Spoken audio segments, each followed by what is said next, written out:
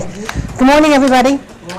Good morning. Before we introduce ourselves, we'd like to know a little bit about you. So if you could raise your hand if any of these questions apply to you. How many of you have been at Humboldt for less than 5 years? Okay, a little bit older group than yesterday, I think. How many of you have been in your current position for less than 5 years? Okay. For how many of you is this the only institution of higher education where you have worked? Okay. How many of you are from someplace other than California? Yeah. Okay. What, you moved here when you were like 2? How many of you, the highest degree that you have completed is a bachelor's degree? Okay. Master's degree? Doctorate? Okay, nice mix. That's super. Well, we're delighted to be here to spend a little bit of time with you. Kari and I have worked together for 16 years at the University of Utah. I'm Barb Snyder, Vice President for Student Affairs, and have spent the last 40 years of my life in Student Affairs Administration, happily finding this as a career that I was very excited and passionate about right out of my undergraduate program. I did my undergraduate work at Ohio State back in the mid-'70s, have an undergraduate degree in textiles and clothing, which I've never used a day in my life, but but she dresses well. No. And in the middle of my junior year of college, I had a really great assistant dean of students who said, you ought to think about a career in student affairs. So go get a degree in something that will allow you, a master's in something that will allow you to move forward in that field. So I went to St. Cloud State and got my master's degree in counseling, a very scientific selection choice. It was the first place that admitted me that would pay me. And so I spent really 4 quarters there getting my master's degree. Wanted to go anywhere but the Midwest. I wanted to go to either coast, would have loved to have come to Humboldt State, but the first job offer I got that was meaningful was at Iowa State University. So I lived in the Midwest all of my life till I moved to Utah, starting out at Iowa State as Greek Affairs Coordinator, finishing my doctorate, and then moving to the University of Nebraska at Kearney as Vice Chancellor for Student Affairs, a role I served in for 11 years, which is where I met Peg Blake when she was on the Lincoln campus. And our friendship began back then, and so it's always great to reconstitute old friendships and also get to see a beautiful new place. We will take credit for bringing the Utah sunshine with us. However, we did discover yesterday that you guys are really special because it's really hard to get here. So I'm taking that to mean you're so special that if people get here, they really want to be here and they really want to stay. So that's me. Good. So I'm Kari Ellingson. I'm the Associate Vice President for Student Development. Originally from Philadelphia, and did my undergraduate in English at the University of Virginia, and then my doctorate and master's in counseling and counseling psychology at the University of North Carolina. So at the end of doctorate in psychology, you have to go somewhere to do a year of internship. And at the time, which was a long time ago, there was only 27 APA accredited internships, American Psychological Association. So looked at a lot of them, looked at all 27. It wasn't that hard. Of course, it was before Google, so it was a little harder than it would be now. But decided to go to the University of Utah. Great school, fantastic counseling center, in a place that I would never go for more than a year.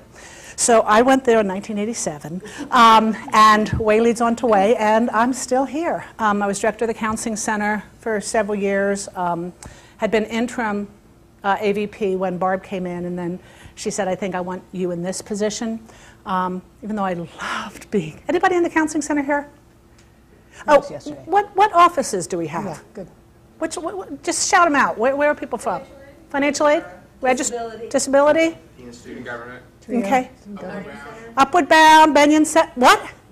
Learning Center. Benyon Center is our community service center. And I thought, what am I hearing?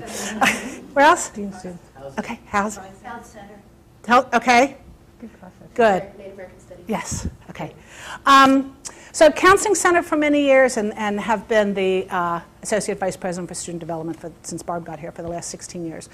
My portfolio that reports to me is mostly made up of the offices that are aimed at eliminating impediments to student success. So Counseling Center, Disability Services, Student Health, Veterans Center, LGBT Resource Center, Women's Center. Then I also have Career Services, TRIO. We have an Upward Bound in Student Support Services.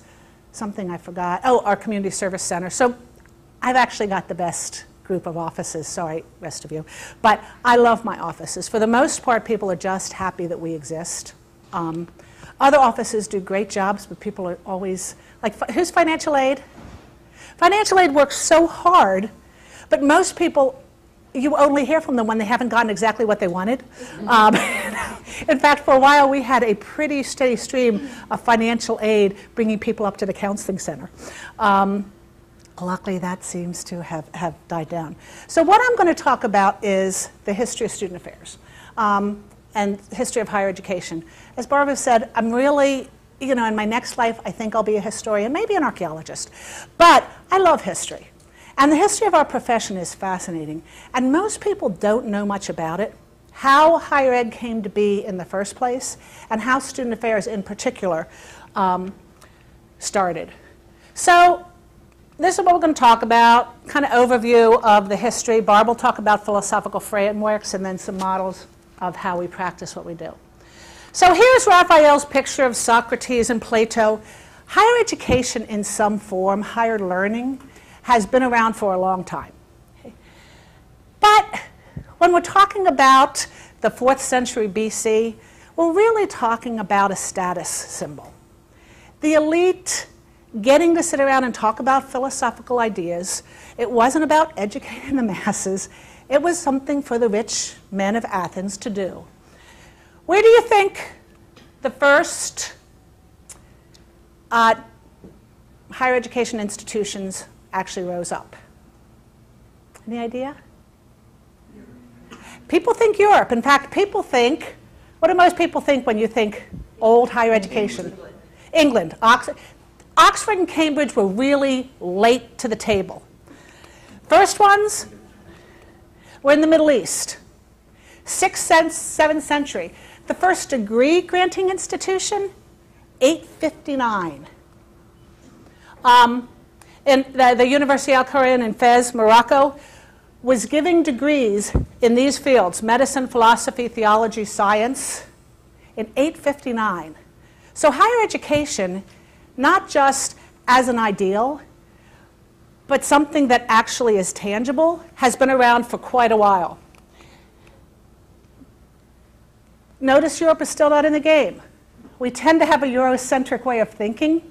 Japan had 5 institutions of higher learning before any European institution came about. And the first institutions were in Italy. Bologna, Milan, they were up before, again, Oxford and Cambridge were in the scene. 1115, so let's see, 275 years after Fez was giving degrees, we had Oxford established, and then 1209, Cambridge. This is something that I think all of us as student affairs people should think about. The term universitas actually referred to the student body. It wasn't the place. So when we call ourselves a university, we're talking about the student body. The actual place was called the studia or the studium. But every time we say university, we should think about the students who go here, not about the physical place. By 1300, there were 23 institutions in Europe.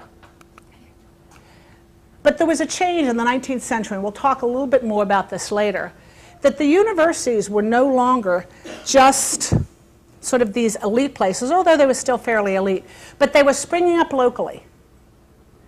The reason I have Exeter there is I spent my junior year at the University of Exeter, established in 1855. All of these institutions were springing up not only across the world, but even here. University of Utah was founded in 1850. During this middle to late period of the 19th century, a lot of local schools coming up. Which is not really different from what's happened in the United States. I mean, why is Humboldt here? It's Teachers College to serve this region of the state of California, right? And a lot of the other colleges and universities, public or private, that have sprung up to meet a local need and then somehow become meshed in often with larger systems. So this one's a lot easier than the last one. The last one was a trick question, granted. What was the first institution of higher education here in the U.S.? Harvard. To show how important higher education is to the U.S. and our founding. So Plymouth Rock, 1620, Pilgrims landed in Plymouth Rock. Most of us kind of got that in our history. The first public school in Boston was founded in 1835. Harvard was founded in 1836. So almost immediately, from the beginning of them saying a public education system is important to us, higher education went hand in hand with that.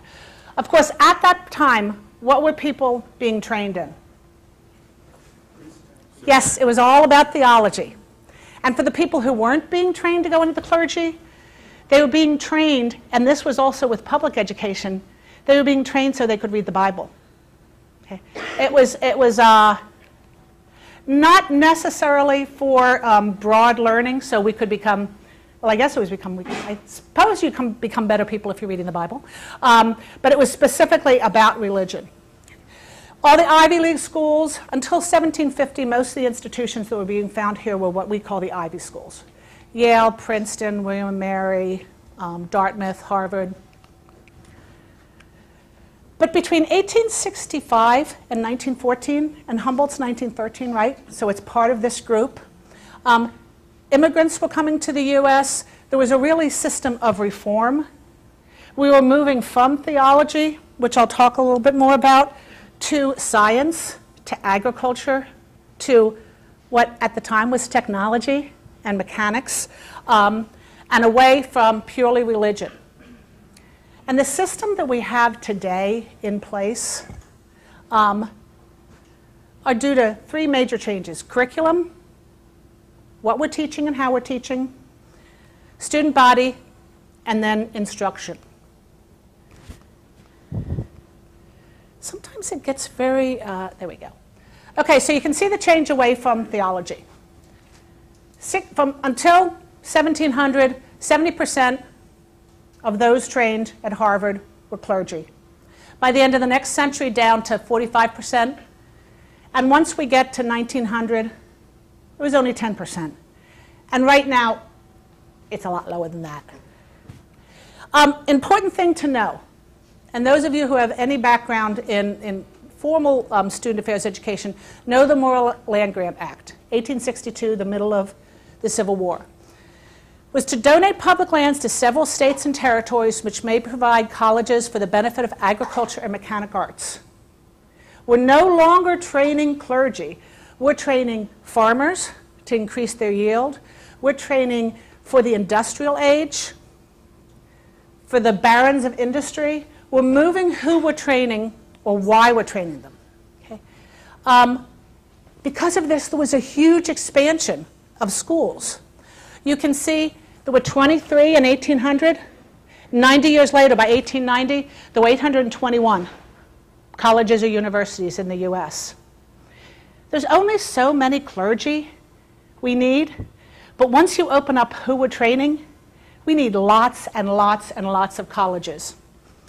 And as I said, by the close of the 19th century, theology was only about 13% of higher education. Oh. Go back. Okay. So here we are, 1800s, still pretty low. You can see the big surge up to here. Then pretty stable until World War I ended, and then it was straight up. That's specifically the growth of institutions. We'll talk about the growth and enrollment in a minute. So, who went to school? Who went to school up until really World War II? White men. White men and? Teachers. Money. Oh, teachers. Normal schools. Normal schools, and we'll talk about normal schools. That was the one exception. Even at the University of Utah, when you look, we had many, many more women than men. Not the case right now. But up until about 1910, we had more women than men because of teaching. But except for teaching, it was upper middle class to upper class white men. Okay? So the number of people going to school was changing. The number of subjects that were being taught was changing. Who was actually going wasn't changing a whole lot. this is Tuskegee, which wasn't founded until 1881. But what was called the African Institute, now Cheney University in Pennsylvania, was the first institution established for African Americans. 1837, Mount Holyoke. Also 1837, the first institution established for women. Almost 200 years, exactly 201 years, after the establishment of Harvard, were there institutions that were really widely open to African Americans and to women. And 120 schools had been established before these schools were established. So we're beginning to see some changes. Not huge. 1837, it was still 100 years before women and minorities went widely to college. Okay. The GI Bill, remember this, because this is probably the biggest change in higher education that happened in our whole history. Okay. The government paid for all expenses. They paid for tuition, they paid for books, and they gave us the magnificent sum of $90 a month for food and housing. Okay. The GI Bill made it possible for students, for veterans to go to college by taking away the biggest barrier, which was financial. Okay. The other thing that World War II did, besides just providing the money, was think of World War II. Men go off to war, and the women all of a sudden are working in the factories, are getting paid for work outside the home, and are discovering that this is kind of cool. So not only were men going to college, but women are saying, I want that too. So a lot of people all of a sudden start seeing college as a way to move forward. Okay. So between 1940 and 1950, the numbers of who went to college almost doubled.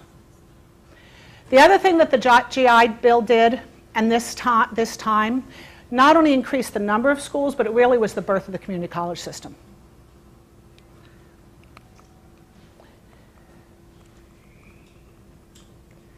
So here's the enrollment growth.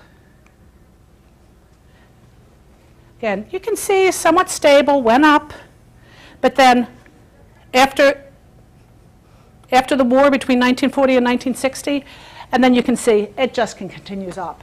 Barb, do you want to mention what you were saying yesterday about your thought about maybe it dipping? I don't know that enrollment will decline over time, but I do feel fairly significantly that there will be some numbers, some types of institutions that will start to decline. I don't think we'll see the continued growth in number of institutions. I think there will be some institutions, particularly in states with demographics that do not mirror yours in California or ours in Utah, where the number of high school graduates is either steady or declining, and the in-migration is less than the out-migration of people in those states. And I think you'll see some of these particularly smaller regional public or private universities. I think you'll see some start to decline, particularly in the Midwestern states. But even in the Northeastern states, we're not going to see population booms in those areas. A lot of times, enrollment growth is specifically tied to demographics. That's true in your state, that's true in our state. If you're in a state with a growing enrollment population, you have to figure out how to manage it in terms of college going. So how has California managed it? You have your UC system, you have your Cal State system, you have your community colleges, and you have the privates. So is that the right way to manage higher education enrollment? I don't know, but it's a different type of problem to deal with than what people in Nebraska, Iowa, Oklahoma are dealing with. And I think you'll start to see the decline of institutions in those areas. I also, when you were saying that yesterday, wondered some about the small privates, which are extremely expensive. And as more first-generation students are going to college, as there's a greater emphasis on accountability, how much bang am I getting for my buck, you wonder about the cost of some of the private schools. So let's look at the student body. So the 1947 Truman Commission report stipulated universal access to education. It was stated, but it was somewhat theoretical because there was still widespread discrimination, less about women, but definitely for African Americans.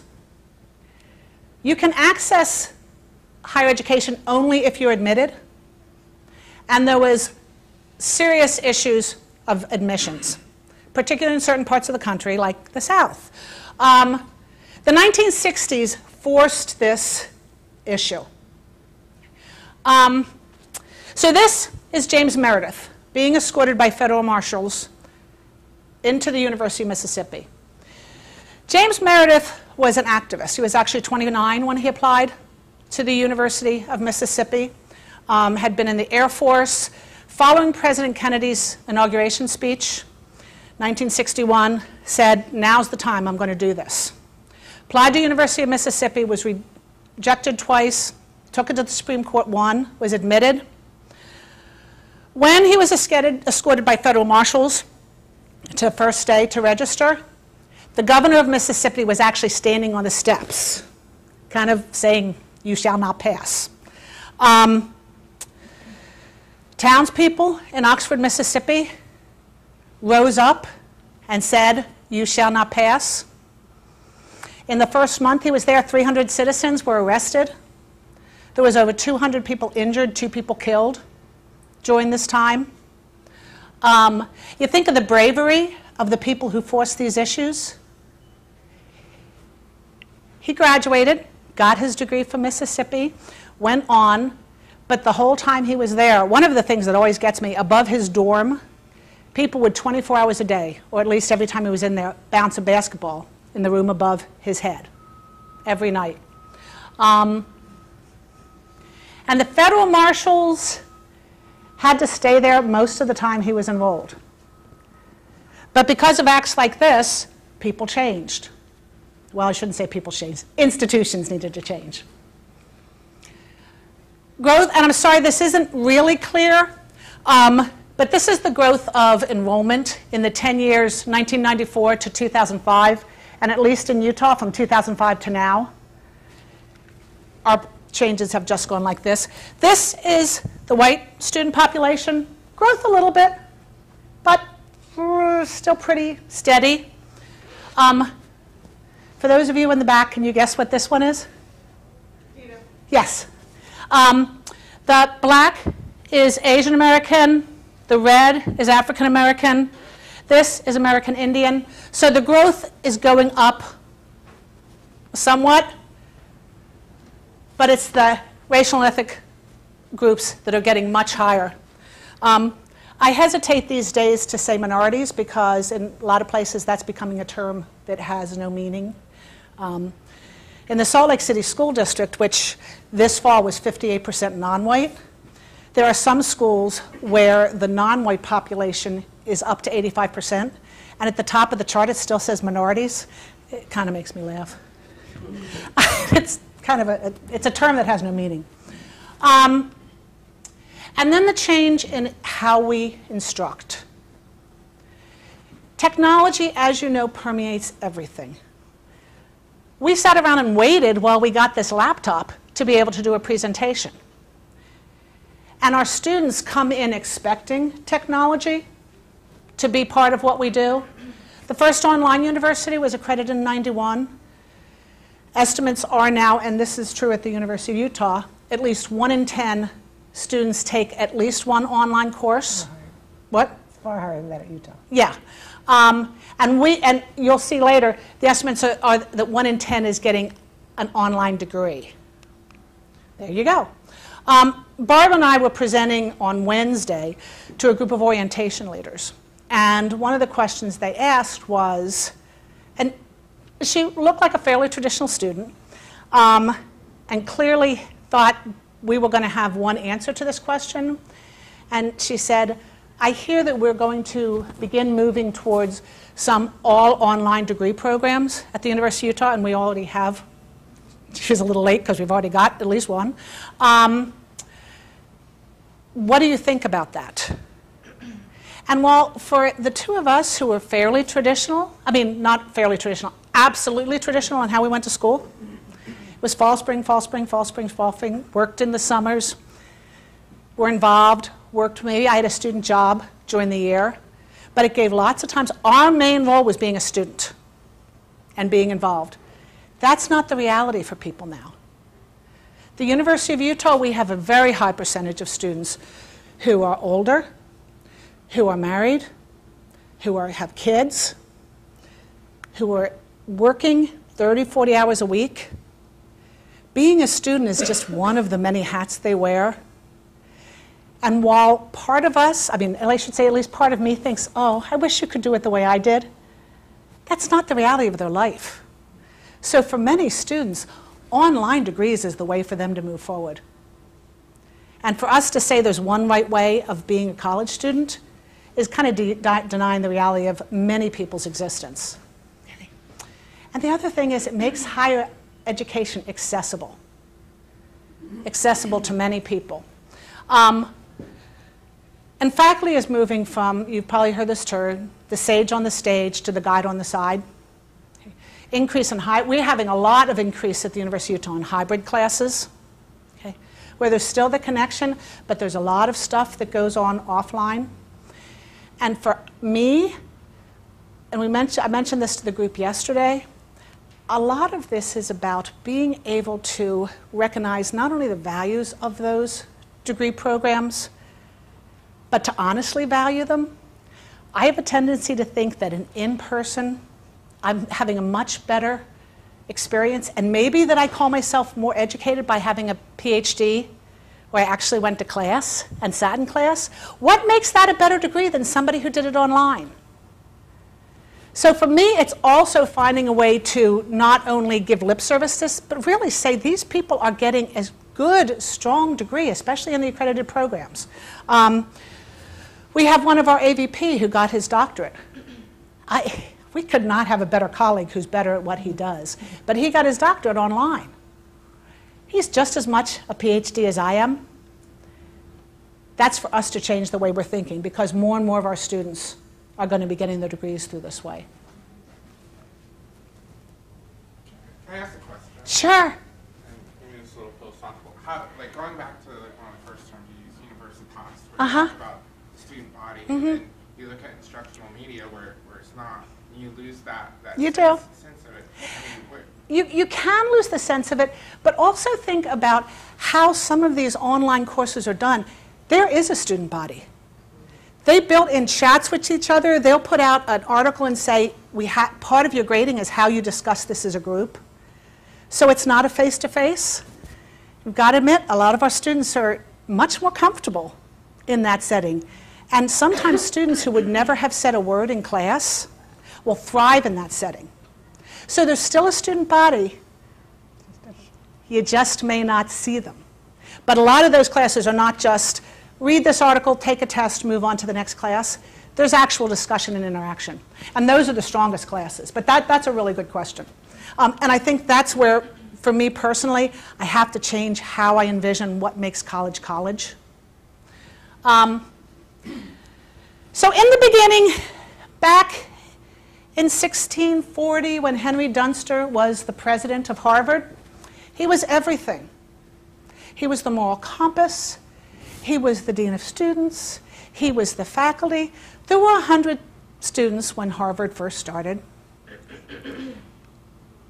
All you had was the faculty. Faculty filled all positions. The University of Utah, when we first started, there were 3 faculty members. One of them was the president. Okay. They did everything. So our president, John Rocky Park, back in those days, wrote in his journal, spent today transferring student names from the temporary record to the permanent record.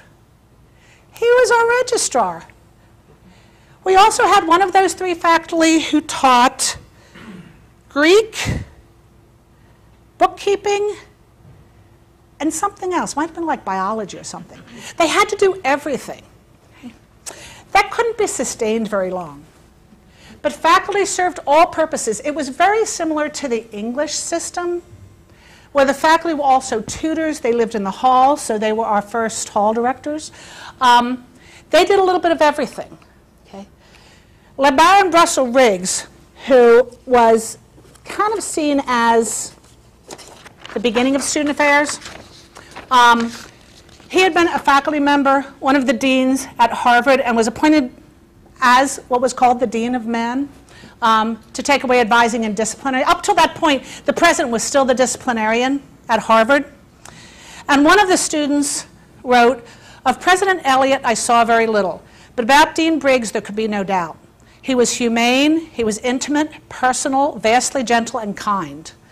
To me and to my brethren, he meant Harvard, and Harvard meant nothing less than Dean Briggs. He was the beginning of our field. This is Alice Freeman Palmer, who was appointed as the first Dean of Women in 1892. This was an incredibly accomplished woman. At 26, she had been named the president of Radcliffe and chose to go to Chicago as the Dean of Women. The University of Utah, our first Dean of Women, was in 1907. So very early on, while we didn't have a big student affairs division, we saw the glimmerings of faculty saying, we don't want to do this anymore, we've got other things to do.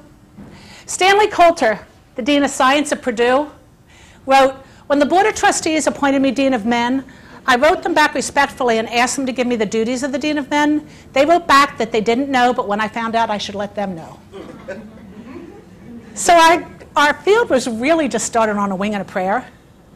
Faculty is saying, we don't want to do this. We don't quite know what we want you to do, but we want you to do everything that we don't want to do anymore. This is Lucy Vancott. This is our first Dean of Women.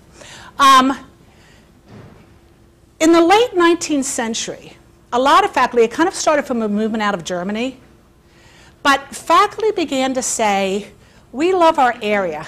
We love to research. And we can spend time researching if we're living in the halls with the students, if we're disciplining them, if we're registering them, if we're sitting at tables. Who's going to do that? So it was really started on two things. It was started on both faculty wanting to really focus on a subject area, and then during the early 20th century, particularly pre-World War I, kind of the growth of a sense of individual differences. Before World War I, psychologists started doing a lot of testing before people went into the Army to see what they were best at. And even though we're still talking about relatively well-off white men, it really focused in on those people, on the individual differences, meaning you can't treat each student the same. Again, led to the growth of student affairs. Civil rights movement also moved to, people have heard the term in loco parenti. This means in the place of parents. The university acted in the place of parents. We could do everything that a parent did. Okay. My parents went to Penn State, the late 40s. One night, two of their friends who were out on a date came home late, snuck into their dorms. The man was slapped on the wrist. The woman was expelled. The codes of rights and responsibilities student code didn't exist. You could treat them the way you as a parent thought was best for them. And obviously it was a greater sin for a woman to come in late. We changed to a constitutional relationship in the 60s.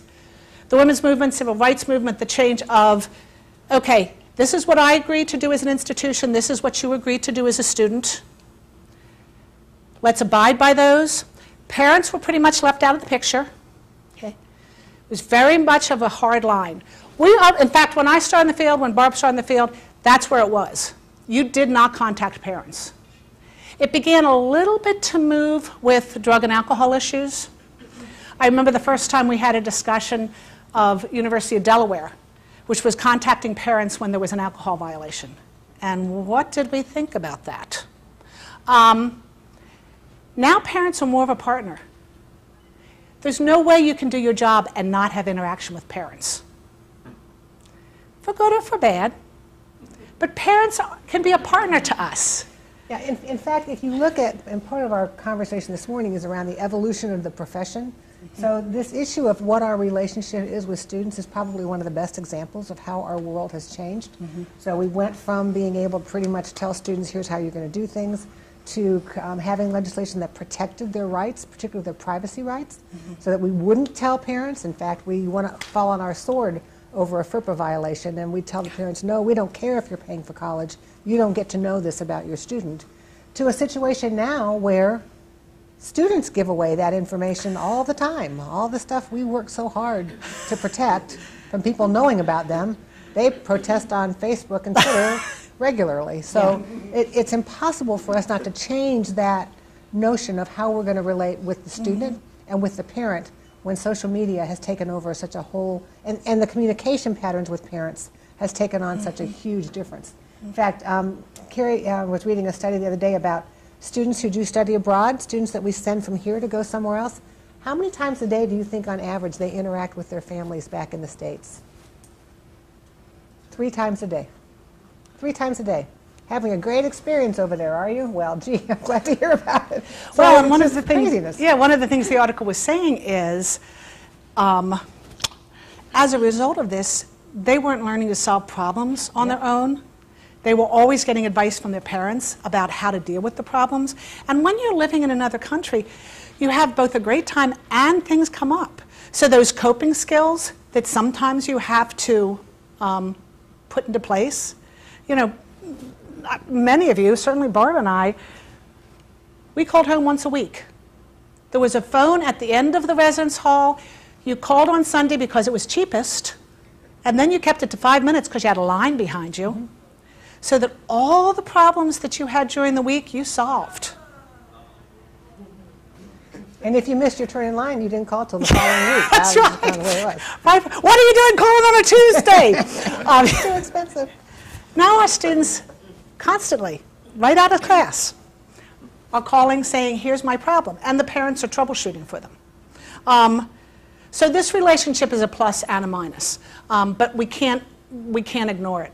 And I know in a lot of our areas, certainly in counseling, there has been a lot of legal cases where parents have forced the issues of what colleges don't tell them. Okay. And this is my little hero, Lucy Van Cott. So this is our Student Affairs Division. Not all of it, but some of it. If I showed you a picture of our Student Affairs Division 20 years ago, it would look very, very different. Okay. The ages have changed. I'd say probably half, maybe a half to a third of our staff are from Utah. The other 2/3, we always do national searches. And sometimes the best candidate is right there. And sometimes the best candidate is coming from someplace else. More youth as directors than we had in the past, much more diversity than we had in the past. Just as our students and our student demographic changes are changing, who works in student affairs is also changing. And this is pretty critical to the future of our field. So very brief history, went through it fast. As Barb well knows, I could go on for hours and hours and hours about this because it's fascinating to me how we got to where we got. But I also want to have time for Barb to give you some philosophical background. We wanted to give you sort of the, how do you know where you're going if you don't know where you came from history a little bit, because it is a fascinating look at how higher education has changed and how we've changed with it. And in my almost 4 decades in the profession, I can cite numerous types of examples where we've had to modify. And you who are younger in this room, and those of you who are mid-career, you still have a ton of changes yet to come. Many, many. You can't even anticipate what they're going to be. I do have to point out that you can tell that Kari loves history, and I want to be the first to say that Kari was really anxious to do a history of student affairs at the University of Utah, and so being a generous boss, I gave her a sabbatical to do the history of student affairs at the University of Utah, and she made it all the way up to 1922. That's how 26. I'm up to 26. 1926. Okay, if you ever have the opportunity, and I would say you do this, to go, we at the University of Utah have had a paper, a school paper, since 1876. And I've talked to historians at our school, and they say, you don't read every paper. You go like, but it's truly like a soap opera. You read, you can't skip it because it's like, oh, what's going to happen next? Which is why I'm only up to 1926. Here she goes. Wind her up and get her going. So what we're going to focus on now is sort of an overview of the values and philosophies and what we think of as roles of student affairs that are going to help us, hopefully help you think about what is my foundation for understanding the work that I do. I know it's very difficult depending upon the role that you're in. I talked to one of your great young staff members yesterday who does processing in the registrar's office, and I was so excited that she she could really understand the big picture of how important the work that she does in this unit is to student affairs and to that student success. So we're just going to spend a little bit of time talking about that today. And my hope is that you will think about sort of your own journey, your own perceptions, what your values are, what your philosophy is about dealing with students. I tell my staff that we have I have one criteria that I use in how I work with students. And that is my course puts students right here, right in front of my face. And if I'm trying to figure out what to do with a situation or a personnel situation or a budget situation or a crisis, it's very easy for me to kind of get offline here. I was thinking about facilities, and when you say the university is the students and not the physical space, I was sitting there myself thinking, how much time do I spend in a day thinking about physical space, thinking about campus master planning, thinking about budgeting for a new residence hall, thinking about where the parking is going to go. And I always have to do that in the context of bringing it back with students' needs right here. And if I keep that pretty true, I might go off the deep end occasionally. But that value helps us set our course. I also, if you take nothing else from this conversation today, I also have a very strong belief that all of us have a set of practical wisdom skills, that you are developing practical wisdom every day that you work. Over time, and the person who really developed this concept is a man named John Dalton, just retired a couple years ago from Florida State. He was my first boss back at Iowa State, my supervisor for 9 years. And his notion is that over time, over a set of experiences, a set of heartbreaks, a set of successes and failures, you learn from each one of those. You learn something intrinsically from each one of those. And over the course of your lifetime and your career, you develop what he calls a set of the art of practical wisdom, which is something comes up in your work, you say, from my background and my skills, I have the wisdom, and it is wisdom I think all of you have, to determine what's the best course of action with students right here in front of me. Now, you may go wrong. You may want to visit with some colleagues. You may want to get a focus group around you to think about it. But in general, you, inside of you now, today, are developing a set of practical wisdom that will guide you in your profession. And I think it's what you call your gut. And I think over time you should are learning and should learn even more to trust your gut. You are professionals who do a fabulous job. And you know what you're doing. And if you don't know, hopefully you're willing to get help for it. But believe in your own practical wisdom. And values help us form the essence of our broader philosophies. Why am I here? Why do I get up and go to work every day? Am I happy with what I'm doing? Do I enjoy the students that I'm working with? Am I able to go back and put my focus where it needs to be? Or do I need to kind of step back and regroup? And I think our values help us form our central core. Who are we in student affairs? Who are we as colleagues? Who are we as friends? And who are we as student supporters? In terms of philosophy, I mean, it sounds kind of esoteric to think about having a philosophy of life, bless you. But I do think that our philosophy in our work kind of guides how we do our work, why we come to work every day, if we're finding value and if we're being value added for our students. They give us standards of truth to judge our actions and ideas. How many times do you go home and think, and you have a little niggle in your stomach because you think, did I do the right thing today? Did I do the right thing there? So how do you process that? Who do you have in your life that you process that with? Is it yourself? Is it a friend? Is it a colleague? Is it your family member? Is it your dog? I mean, somewhere along the way, you need to be able to sit down and think about what are my core values, and did I do what I thought was right today? And 99% of the time, you're going to do what you thought was right. A very small percent of the time, you're going to find out maybe that wasn't so right. And I truly believe that all of us, including myself especially, make mistakes every day in some phase of our life. So finding out how I'm going to judge myself and hopefully not be judgmental toward others about those actions and ideas. And those philosophies, as we were mentioning before, will change over time as new ideas come into our campus and into our lives. So just because you start with a basic philosophy, aside from the student piece, things will change over time. Some of, not our philosophy, but a lot of our work now gets dictated by something somebody else controls that we don't control. Federal mandates are a good example of that. You know, how much time do we spend making sure that we're following state policy, guidelines from the state, guidelines from that the institution has set in place, or federal mandates? In fact, I was just saying I got an email last night that I thought was kind of hopeful, because we were talking yesterday about student affairs being the career of unfunded mandates. And so I got this thing yesterday, which I thought was hopeful, so I thought I'd read it for you today. A report released by the Senate Task Force on Federal Regulation of Higher Education has found that, quote, oversight of higher education by the Department of Education has expanded and evolved in ways that undermine the abilities of colleges and universities to serve students and accomplish their missions. The report reflects the work of a bipartisan group of U.S. senators charged with 3 goals. 1, summarizing the increasing burden of federal regulation on higher ed.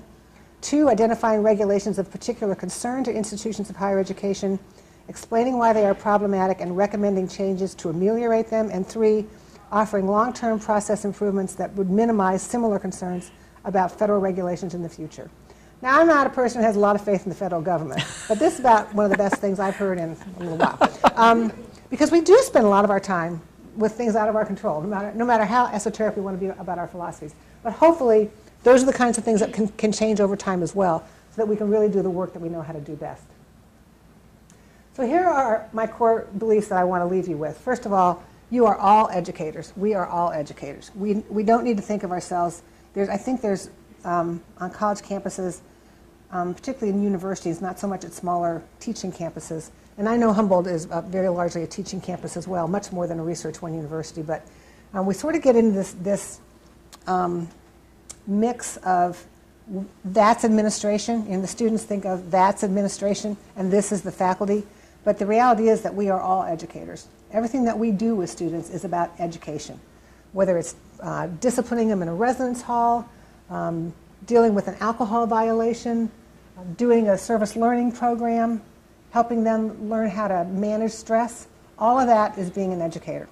That having been said, our primary job here is to support the academic enterprise.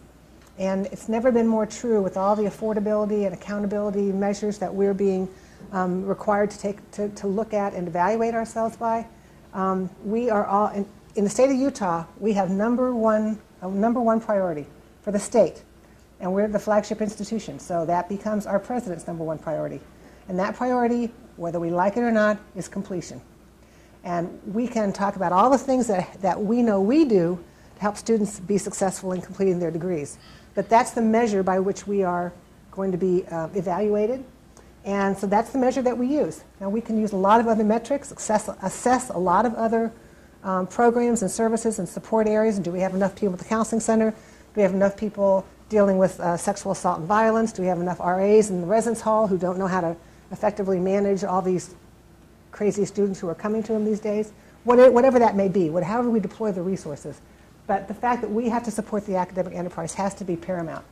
Now, that having been said, we are just as critical as academic affairs. And if you ask the lives of many of our students, many of your students, they would tell you that someone who worked in student affairs was far more critical to their success than anybody they met in the classroom. It doesn't matter. The reality is that students need to find a connector somewhere on campus. And that somewhere will often be with you or a student leader that you're working with or a faculty member, but we're all in the academic enterprise together. Over my career, and particularly when I started, I used to feel devalued. I used to think, I'm just in student affairs. Why don't they value what we do?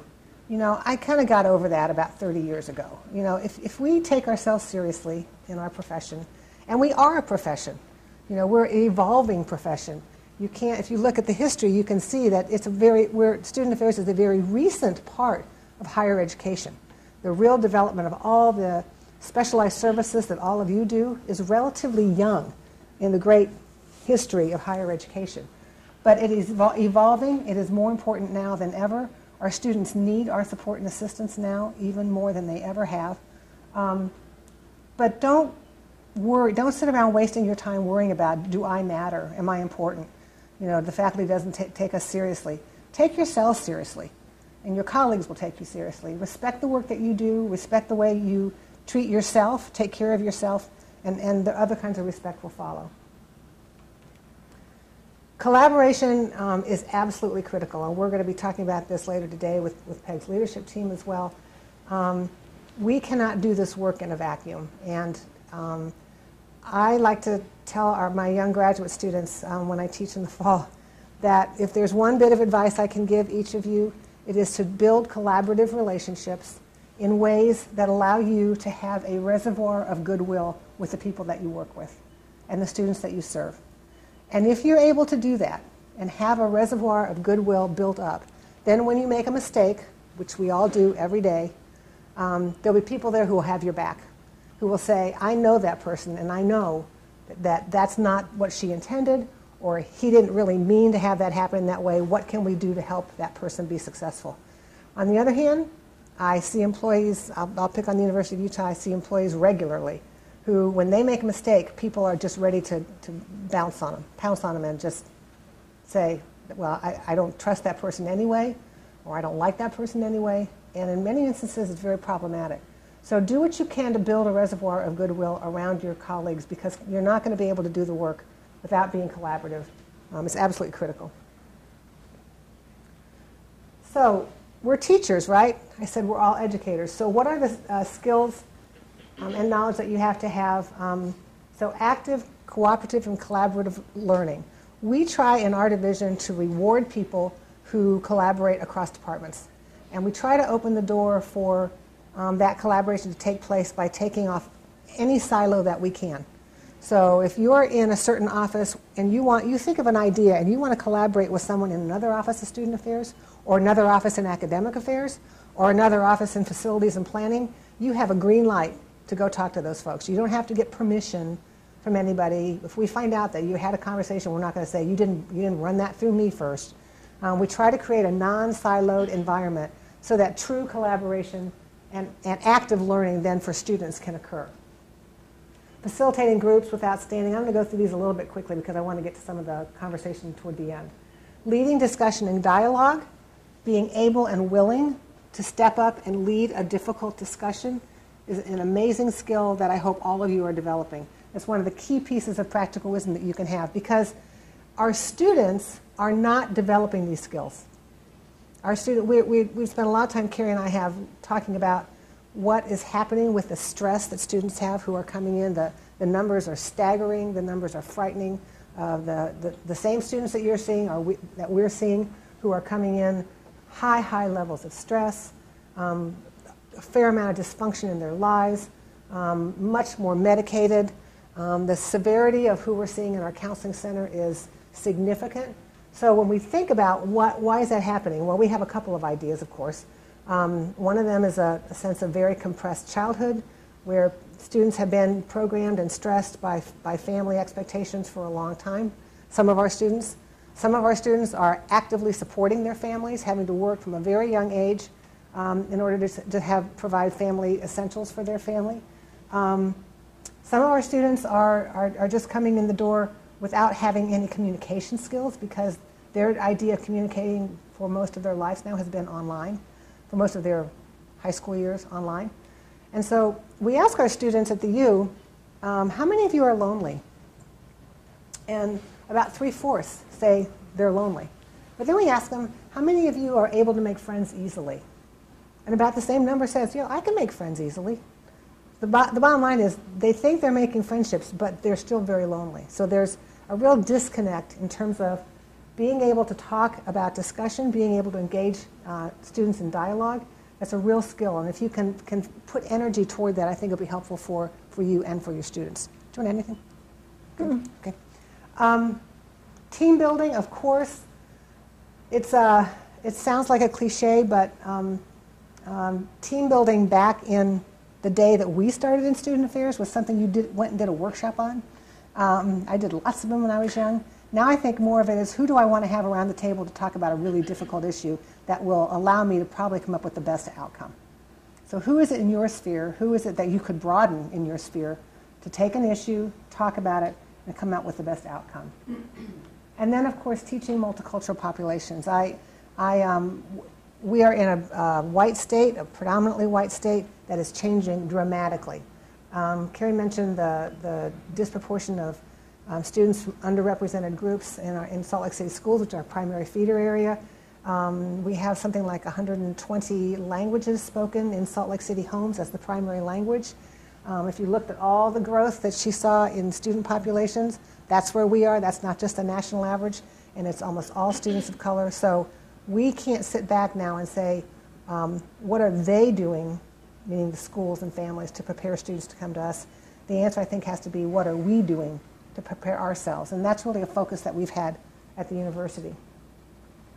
And then training other trainers. I'll skip that one for the moment. So being a counselor is a large part of what we do, right? How many of you have spent, how many of you spent 3 hours in the last week counseling students? Okay?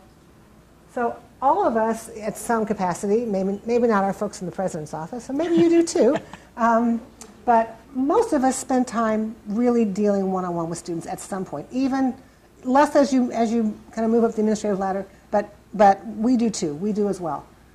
In my office, we have an open door. Students can basically walk in whenever they want. They don't really like to come to the administration building, so we're really happy when they come in the building. But I think these genuineness, being sincere, I'm a firm believer that students can tell someone who is insincere more quickly than anybody, because their radar go off and they can tell whenever you're not genuine. And I really do believe that because of this disconnect for a lot of our students, that they do need unconditional positive regard at some point in a relationship or at some point in a conversation. Now, if you're dealing with conduct 90% of the time, that's harder to do. If you're dealing with a student in an office situation, it's a lot easier to do if you're helping them do service learning than if you're telling them that they didn't fill out their FAFSA correctly, right? I get that. But at any rate, you can provide unconditional positive regard for students, and I think this generation needs it much more significantly than the generation 10 or 15 years ago. They just, if you're talking about student success, right here, unconditional positive regard is important, and true empathy and understanding about what the student's going through. So those are the counselor characteristics. So what do you need to be an effective administrator? You have to have at least a rudimentary understanding of college student development and learning theories, how students learn.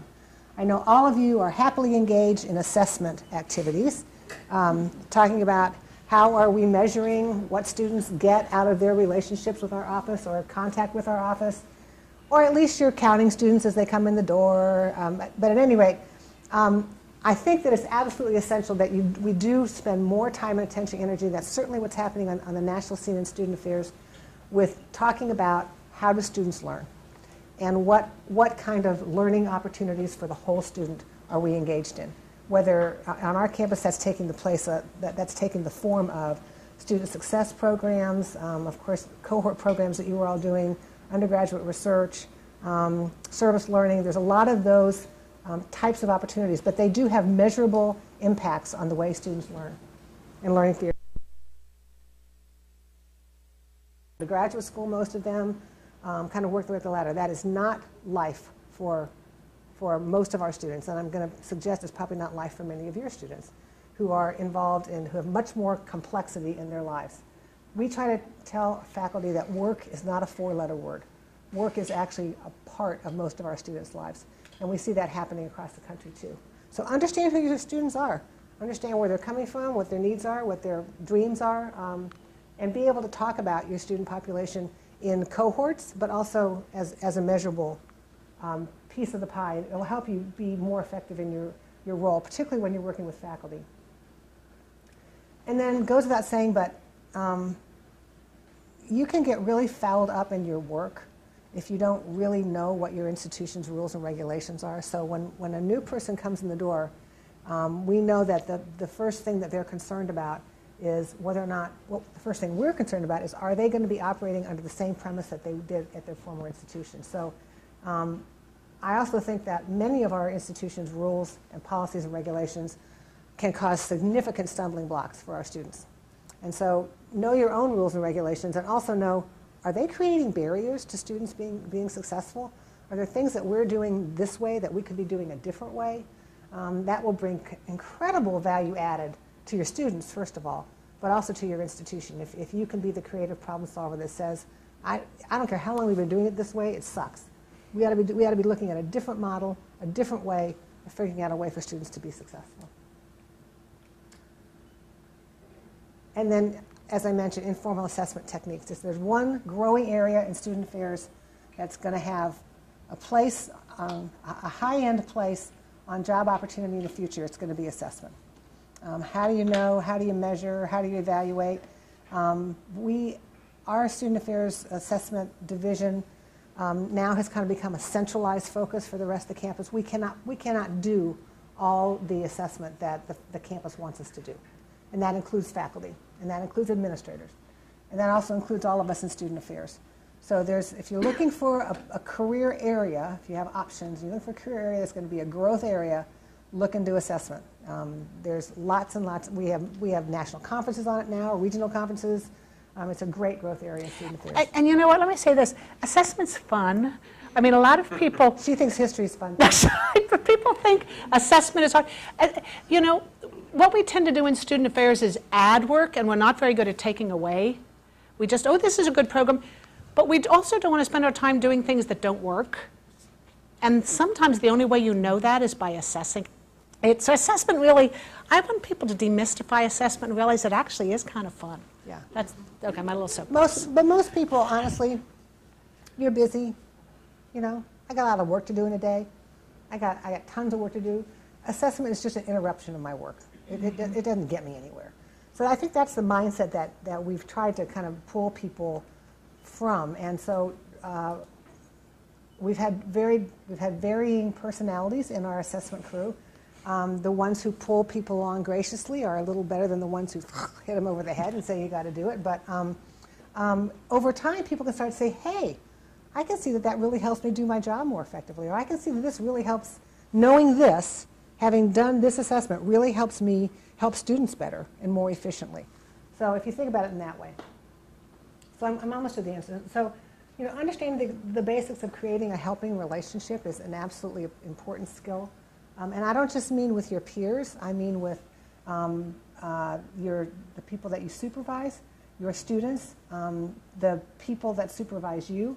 One of my early bosses said, you have to remember that your boss needs your unequivocal support. And you also have to remember that your boss's boss needs his unequivocal support.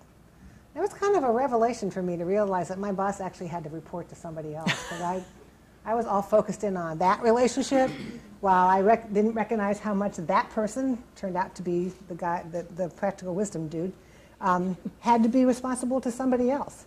So many times the support, and I don't mean not questioning, I don't mean, you know, just doing everything somebody says, but having that collaborative, supportive relationship is really critical.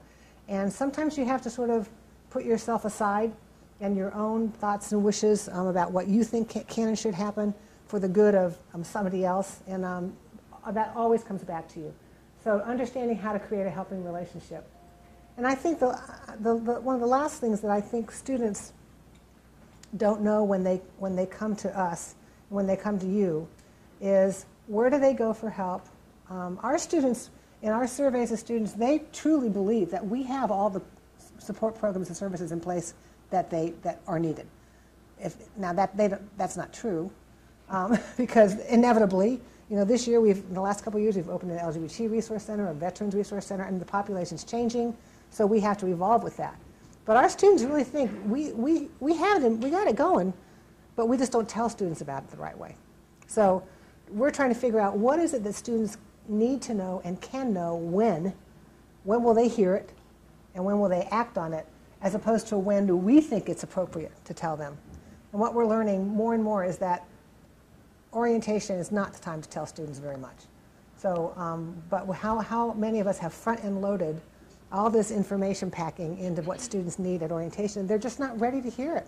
So we're actually doing a very massive overview of our orientation program to start with what happens with the first piece of recruitment all the way through the end of the sophomore year, and what do students need to know, and when can they really use it and act on it. I think it's going to be, and ironically, in one of the groups that I'm with, I was astonished to hear how many institutions like Princeton, Carnegie Mellon, Duke are doing the exact same thing. So somehow this has come back around to be sort of a national phenomenon. So help students identify their needs, offer support, and make appropriate referrals. It's great that students connect with each other on social media, and it's great that they're communicating that way. And at least a couple of institutions, really good institutions that I know, are enabling that with parents. Having parents' Facebook connections so that a parent of a sophomore student can help the parent of a freshman student. I'm a little nervous about that. I think it has to be managed pretty carefully, but trying to think about how we use technology, not just forcing technology to use us. And that they need a repertoire of interventions appropriate to the function. So, needs of today's students, underpreparedness. I don't know what your numbers are, but we are the most selective institution in the state of Utah with a very high ACT and GPA, and still our students are underprepared. So making sure that we are doing a better job of helping students be ready to come in the door, and then when they come in the door, knowing what their needs are so we can help them be successful. But most importantly, not allowing people to get into a situation where they fail and we don't have any support for them to fail. I think that's the worst thing we can do. Identity development issues, do you want to talk about that? You know, Barb knows I do a lot of work with millennials. I like millennials. I think it's kind of hard to work in higher education and not be fans of millennials. But there's a lot of identity issues that come up when they come to college that are different from other generations. A lot of millennials are coming on and they've never failed. You know, I have a son who's graduating this year, and when he started chess in first grade, his first tournament, he got a 16th place trophy. It was a trophy. And I remember my husband leaned over and said, "Didn't you used to call that losing?" There's a sense of, and they put so much pressure on themselves because of this. I always have to win. They come to college and they're not going to do well. Maybe all their life they have just said, "I'm going to be a doctor, I'm going to be a doctor." They come to college and they cannot pass organic chemistry. This isn't just a career, this is an identity crisis. Okay? So how do we help them deal with the fact that they are not going to be good at everything, they are going to have to struggle in class, and they may not be able to succeed at some things? How do we help them recognize that and still hold a core identity of who they are without losing it? And we see a lot of people in the counseling center who really are struggling with that. Yeah. Who am I now if I'm not successful at everything I do? Hence the stress.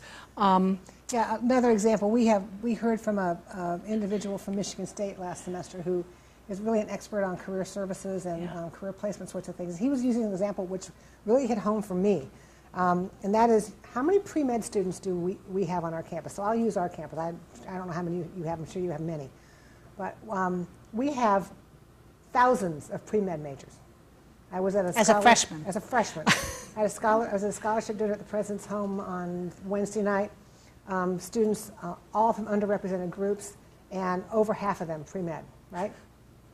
So we have about 1,300 to 1,400 students who apply to medical school at the University of Utah every year. The percentage of the number that we'll get in is 100. So now we've got, just in our little population, and most of them are from Utah, and many of them are students, we've got over 1,000 students who had their goals set on medical school, who spent all their extracurricular time in college doing preparing for the MCAT, basically getting good grades, preparing for the MCAT, doing whatever doctor shadowing or service piece that they thought would look good on their resume, but they're not prepared for anything else. Mm-hmm. They don't have a backup plan. So what are we doing? Again, what are our institutional policies and procedures that put a student in a course of study that doesn't allow them to go anywhere else, and they get to the end of this and they don't have options available to them other than working for a while and applying next year. That's their fallback plan. Mm-hmm. So thinking about how our institution really is working toward or against this very, very focused generation that is not used to failure and that is very, very hard on themselves. One of our colleagues, I was asking about how their student was doing in school, and the answer was, well, she's really disappointed she got an A- in one class. You know, that's how hard this population is, this generation is. And by the way, I have a 34-year-old who is hiring the millennials, and she doesn't get them either. So, but shifts in attitudes, shifts in family dynamics, all of these things are greatly influencing the needs of today's students. But the more you know about those, and the more you can articulate them to your colleagues, to the faculty, to the administration, to the president, all of those things will help you be more value added. You know, and let me say one more thing about this, because I was talking to, I think Peg was talking about counseling center things.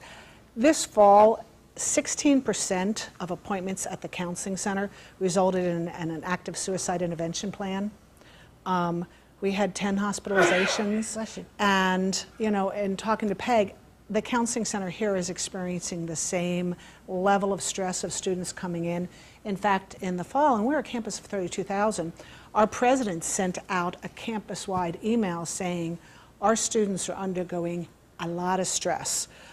Please make sure to kind of be supportive, keep an eye out, refer as needed. So kind of recognize that we're not just talking about stress, but incredibly high stress that's resulting in depression and some pretty scary thoughts for our students, and your students as well. Yeah, and so you talk about federal mandates, another very real example. Right now, colleges and universities across the country are spending, let's take 3 examples. After Virginia Tech, colleges and universities scrambled like crazy to put together behavior intervention teams to try to figure out who's in touch with a student who's at risk or at risk of harming themselves or somebody else. I'm sure you have that process in place. We have that process in place. We scurried in reaction to that event. One of the things that happened then was we really started doing a lot of bystander training to try to help students who were living with a roommate who was in difficulty or saw somebody in a class that seemed to be a little off or was losing weight, or we trained faculty to deal with all that. Now, because of all these changes in federal mandates about sexual violence, I'm fearful that will take so much precedence, and the bystander training now will focus on, importantly, don't misunderstand, importantly, making sure that we're helping our students. If you see a student who's inebriated and is getting taken off to a bedroom somewhere that can't control her situation or his situation, that's important. But we've got all this other student population that's coming in with other stressors, and we just can't let one take the place of the other. And it's difficult to manage. It's difficult to help our students manage. At a recent meeting I was at, we spent a lot of time talking about the fact that our RAs, our undergraduate RAs, are no longer prepared to do the work that they've been doing for years because the severity of difficulty that these undergraduate students are coming into the residence halls with are just beyond their capabilities. So I think we'll see a lot more actually national conversation about that as well. All to say that it's very hard to keep on top of everything, but we need to make sure that we're knowing who our students are, knowing what their stressors are, and being able to articulate that in terms of supporting them, but also in terms of future resource allocation. So this is the last slide I'm going to do. Forces for change in student affairs, certainly student populations. Exploding across the country, very different, as I mentioned earlier, in some states, and almost always driven by the demographics of the state. What's the in-state, out-state migration of a state will tell you a lot about, and the age. So in Utah, we're the youngest state in the country. Why is that? Because we have a lot of kids, but that growth is not what you would think of. It's not all white Mormon kids. It's students from traditionally underrepresented populations is where the main growth is in Utah, just like the slide. Technology, what do you say? You love it, you hate it. But how are we using it to much more effectively communicate with our students and figure out how we can use it as a teaching tool and an educational tool that will help us be successful? You know, here's one thing on technology. So Barb and I both teach in our master's program. And the first day of class, as has probably happened for for a long time, you give out the syllabus. You hand out the syllabus, you go through the syllabus. My students, these are all master's students, cannot hold on to that syllabus to save their life. No. It's like, you have to have it on Canvas. We have Canvas, some people have Blackboard. They go, well, is it on Canvas? So this year, finally, I broke down and put it on Canvas. But I'm like, what? It's on your syllabus. Oh, I don't know where that is. It's changing. It's changing how students plan things, and we can want to do it the way we used to do it and the way that worked for us, but it's not the way their brain works anymore. So I was telling Peg and Kari last night, so we just opened a new health and recreation center on campus. We're dedicating it on Thursday. And it's a very cool building, very cool. And amazing place for students to come and congregate and learn and gather. And so the track is on the top level, and you can look. It's like an hourglass kind of figure-8 track. It's really very cool. So on the first half of it, you can look inside 3 basketball courts, and on the other half, you can look inside this huge, weights and machines and all that kind of stuff. So it's very, very fun. Okay. So we opened the building, and you get to the 3rd floor, and there's a sign that says clockwise Monday, Wednesday, Friday on the track, which is what I use every day. Clockwise Monday, Wednesday, Friday, counterclockwise Tuesday, Thursday, Saturday. So one day I get up there last week, and everybody's going the wrong way. So I think, should I just go along with the group and go that way, or should I be a leader and go the way I'm supposed to go? So I start going the way I'm supposed to go. And pretty soon, people who are up there, they start looking around, and they start turning around, going the other way. But I get back to the center of the place where the sign is. There are 2 young male students there, and they're looking at the sign. And they look at me, and they go, "Are we supposed to go that way?" And I said, "Yes, clockwise." And they went, "Hmm?" I said, "Clockwise." They went, "Oh, that's what that means." Okay, teachable moment for me. Maybe teachable moment for them too. But so that's the technology piece that we all have to learn how to live with. I guess. Accountability. Please don't think our University of Utah students are dumb. They're really not. I think it's me. Accountability, of course, on everything. Anything that you can do. That's why assessment is so critical. Anything that you can do to be accountable, particularly as a public university. Your leadership is being asked on accountability measures all over the place. Anything that you can do to help provide that is just value added for your students, for yourselves, and for your university. And one of the things that we find most important with finding out who our students are and what they use, it's important for us to know who's not using our services. Yeah. Are there populations that are systematically avoiding what Student Affairs offers, either because they don't know about it, because they don't trust us, or because of the way we're providing services? You need to not only know who's using it and what they think, but who's not. Yeah. And then affordability always. We are spending more and more of our time or energy. I'm spending more of my energy trying to make our institution more affordable by supporting scholarship development. I spend tons of my time doing that. Again, changes in the way we do our work. That was just not as high priority for me. In fact, I didn't do any fundraising the first 20 years of my career. I spend probably 40% of my time doing fundraising, and almost all of that is around scholarship support to help make college more affordable. So we hope that you've had a little bit of thought about sort of where we came from, where we are, who knows where we're going, but I'm glad that you're going to be a part of that bright future, and we'd be happy to respond to any questions that you might have, or take comments if you have them. Do you have any business cards? Yes. I do. Yeah. I'll grab them for you. Yes. Will you put the card on the Yes, we certainly will. Happy to. Yeah, more than happy to. And Kari and I were not that far away. Well, you are. We are if you're on a plane. You can drive probably faster. I think you can drive to Salt Lake City faster than you can get here. But anyway, if any of you want to communicate with us, we'd be more than happy to respond to questions. How many of you have been to Salt Lake City? It's a beautiful place, especially now since we're not having a winter. We golfed last Sunday. We golfed last Sunday. It is beautiful. So, and also if you're ever in the neighborhood, feel free to come visit us, and we'll give you a tour of campus. We've loved seeing your campus. We love to visit campuses, and we'd love to show you ours. So. And ours is also uphill. Yeah. We don't think it's downhill ever, but it's it's not hilly like that. Yes. I just had one comment for all of us in the room, not directed towards anybody, but it's important for us to realize that because the communities of color populations are growing, that they're still minorities. good. Yeah, good point. Good point. The percentage of Native students on this campus, 4% or if I don't think Peg would ever say it, but if she said that people of color, that the white population is becoming a minority, I would have something to say about this. So for all of us on this campus and future presentations, just be careful. Yeah, that's a Fair good point. enough. Good Very good point. point. Although Thank it did look like, Power relationship. yeah, yeah. I'm sorry, say that again? The power for sure. Power relationship. Yes, absolutely. Absolutely. Although it looked interesting from the entering freshmen, it looked like this year for the first time the number of Latino entering students was higher than the number of white students. So you're right, power differential when you look at who's in administration, we've got the same thing at our university. 30% of our entering freshmen were students of color, which is, and if the public schools do their jobs, we'll just keep growing and growing and growing.